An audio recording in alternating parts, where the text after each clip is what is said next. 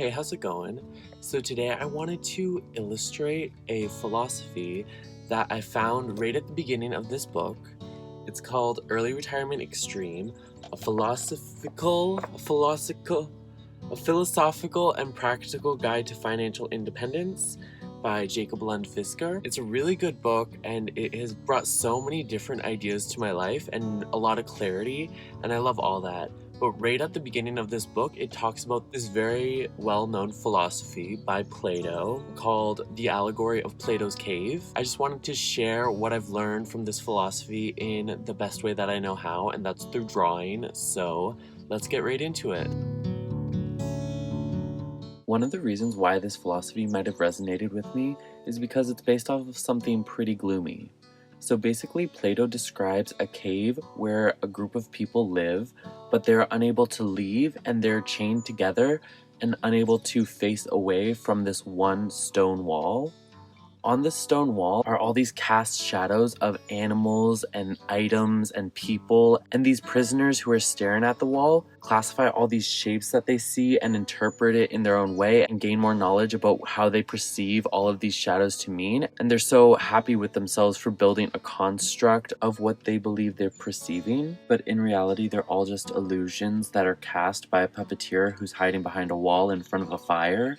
But the prisoners believe they're all real things, and they also believe that success in their life depends on them really understanding these reflections and phantom shadows that they're seeing, and this is all reinforced by the pride they feel for this false sophistication and wisdom. Suddenly, one of the prisoners is set free from the cave, and they have the opportunity to experience nature and what life is like outside of the cave for the first time ever. So after their eyes adjust to the bright sunlight, they can finally interpret all of the shapes and objects and people, and they now can see it with such detail and color, and they're not just shapes and shadows, and they're seeing the reality of the situation. So immediately after experiencing this newfound sublime, this person wants to return to the cave to tell the others what he's found and to bring them out and show the reality of things and how beautiful and great things really are. So he's stumbling through the cave and his eyes haven't adjusted to the darkness as they had before now that he's seen the sunlight. So when he finally finds the group of prisoners, they see him stumbling along the cave floor and they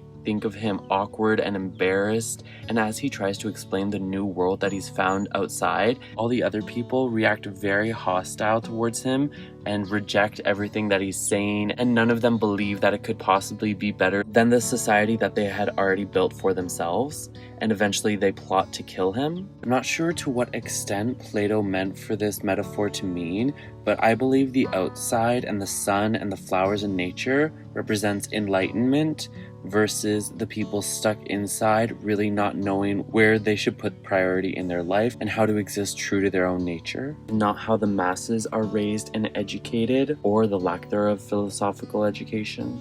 And if you want to take it to the next level, you can see all of these phantoms and shadows that are portrayed on the wall as phantoms of our own culture.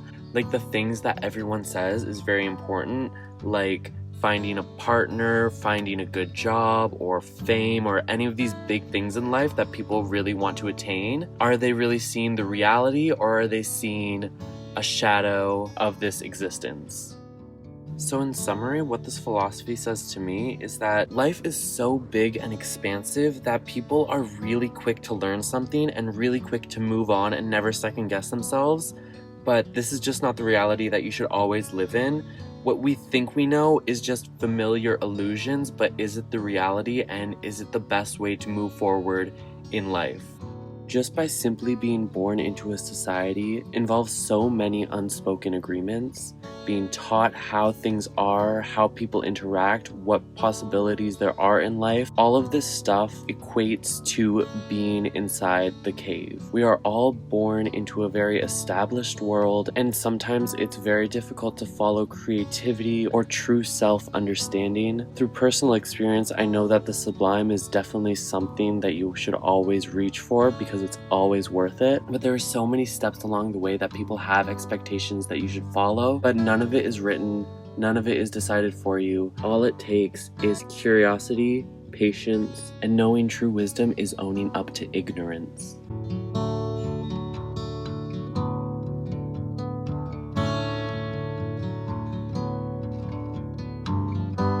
would definitely love to do more videos on this book in the future. It has a lot of alternative living and alternative thinking type of stuff, and it's just stuff that I don't really hear talked about, but it is such a big and important deal. But anyways, thanks for watching, and I hope you enjoyed.